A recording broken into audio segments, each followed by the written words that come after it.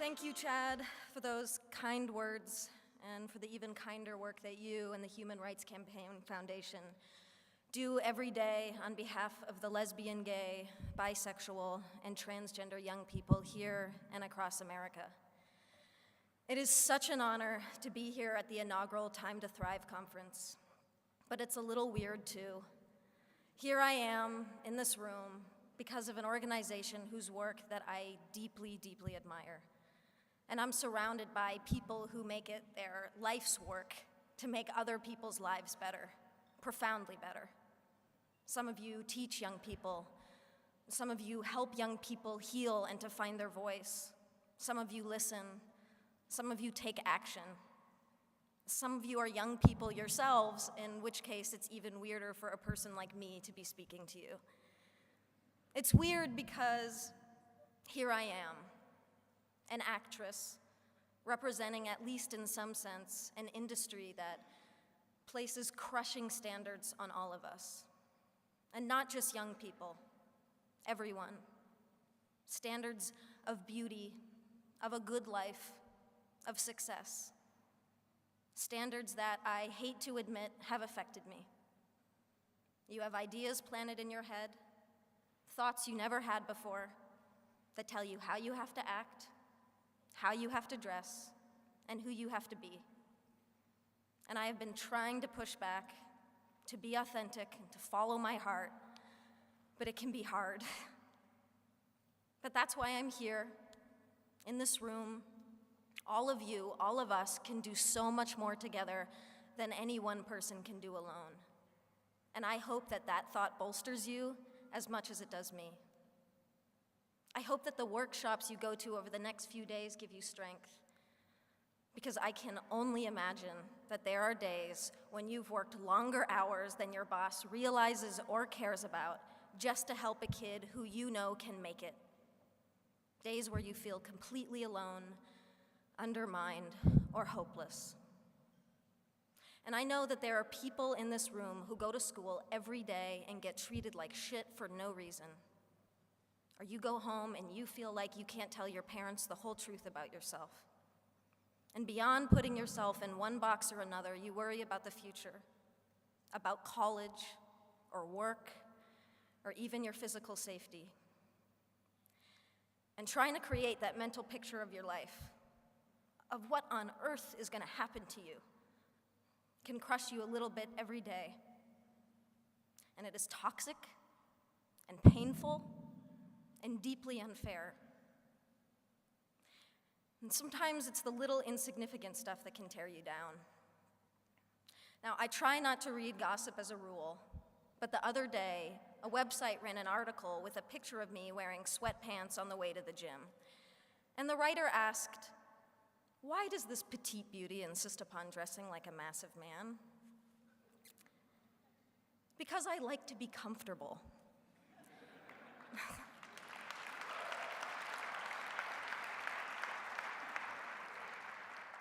There are pervasive stereotypes about masculinity and femininity that define how we're all supposed to act, dress, and speak, and they serve no one.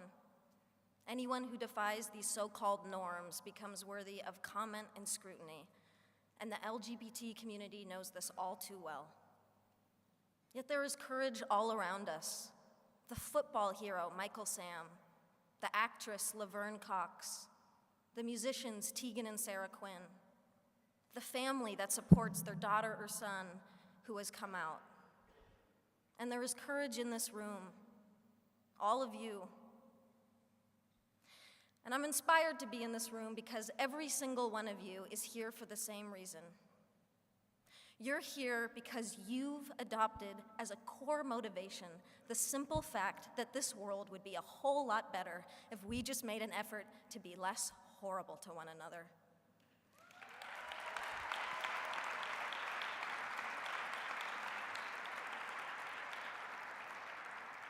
If we took just 5 minutes to recognize each other's beauty instead of attacking each other for our differences, that's not hard.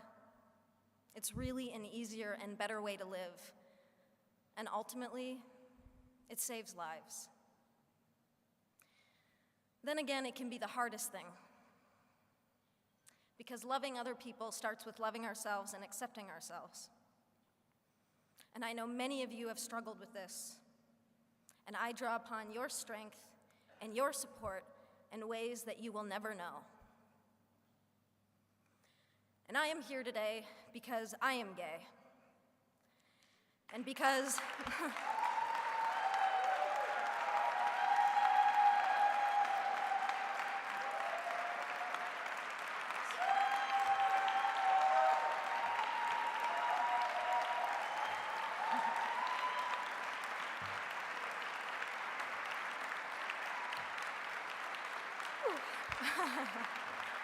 thank you.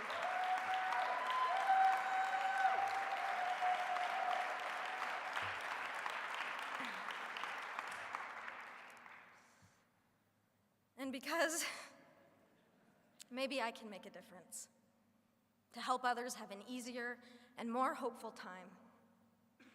Regardless, for me, I feel a personal obligation and a social responsibility. I also do it selfishly because I'm tired of hiding, and I'm tired of lying by omission.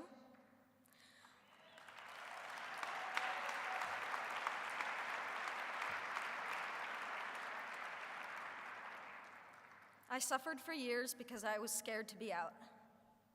My spirit suffered, my mental health suffered, and my relationship suffered.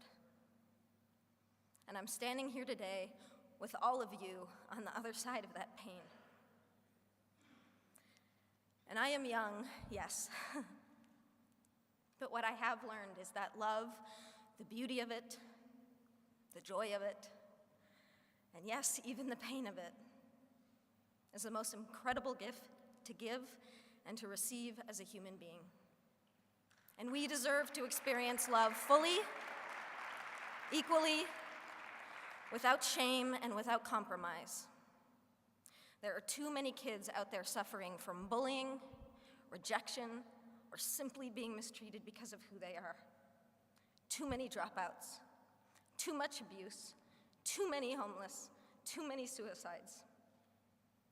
You can change that, and you are changing it. But you never needed me to tell you that. And that's why this was a little bit weird.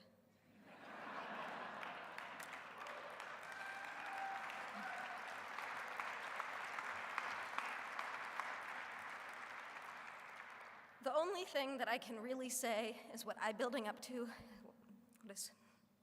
is what I have been building up to for the past 5 minutes. Thank you. Thank you for inspiring me. Thank you for giving me hope. And please keep changing the world for people like me. Happy Valentine's Day. I love you.